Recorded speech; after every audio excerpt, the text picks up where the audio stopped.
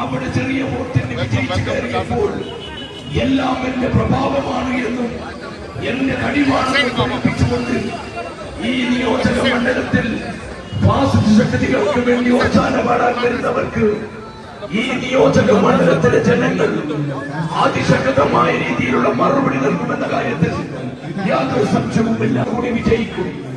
ഐക്യജനാധിപത്യ മുന്നണി സാരഥിയെ വിജയിപ്പിച്ച ഭൂരിപക്ഷത്തോടുകൂടി വിജയിപ്പിക്കണമെന്ന് വളരെ വിനയപൂർവ്വം അഭ്യർത്ഥിക്കുകയാണ്.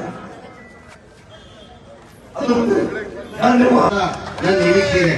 ಅದ್ರ ಜೊತೆಯಲ್ಲಿ ತಮ್ಗೆಲ್ಲ ಗೊತ್ತೇ ಇದ್ದಂಗೆ ಕರ್ನಾಟಕ ಪಕ್ಕದಲ್ಲೇನೆ ನೀವೆಲ್ಲ ಜೈಂಟ್ ಆಗಿದ್ದೀರಾ. ಕರ್ನಾಟಕದವರು ಮಲ್ಯ ಕೇರಳದವರು ಜೈಂಟ್ ಆಗಿದ್ದೀರಾ. ನೀವು ಬಾರ್ಡರ್ ಕರ್ನಾಟಕ.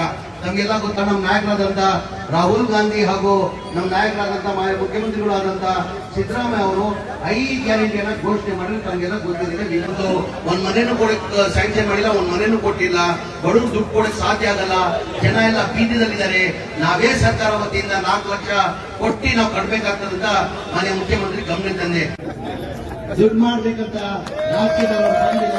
ದಯಮಾಡಿ ತಾವೆಲ್ಲ ಇಲ್ಲಿ ಇದಕ್ಕೆ ಯುಡಿಎಫ್ ಕ್ಯಾಂಡಿಡೇಟ್ ಎಲ್ಡಿಎಫ್ ಯಾವತ್ತೂ ಗೆದ್ದಿಲ್ಲ.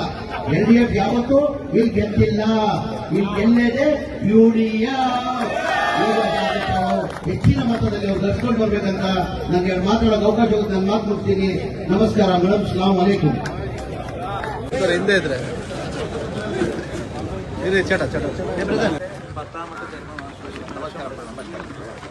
പ്രിയപ്പെട്ട കർണാടകയുടെ വഖഫ് മിനിസ്റ്റർ സമീർ അഹമ്മദ് ഖാൻ അവർ ആനിവേഴ്സറി ഓഫ് ശ്രീ തച്ചങ്ങാടി ബാലകൃഷ്ണൻ മണ്ണിൽ ഐക്യ ജനാധിപത്യ മുന്നണിയുടെ വെന്നിക്കൊടി ಪಾರಪಿക്കാൻ ನಮಗೆಲ್ಲ ಗೊತ್ತೇ ಇದ್ದಂಗೆ ನಮ್ಮ ನಾಯಕರಾದಂತ ರಾಹುಲ್ ಗಾಂಧಿ ಅವರು ಮೊನ್ನೆ ಘೋಷಣೆ ಮಾಡಿ ರಾಹುಲ್ ಗಾಂಧಿ ಅವರು ವೇಣುಗೋಪಾಲ್ ಅವರು 5 ಗ್ಯಾರಂಟಿಯನ್ನ ಘೋಷಣೆ ಮಾಡಿದ್ದಾರೆ.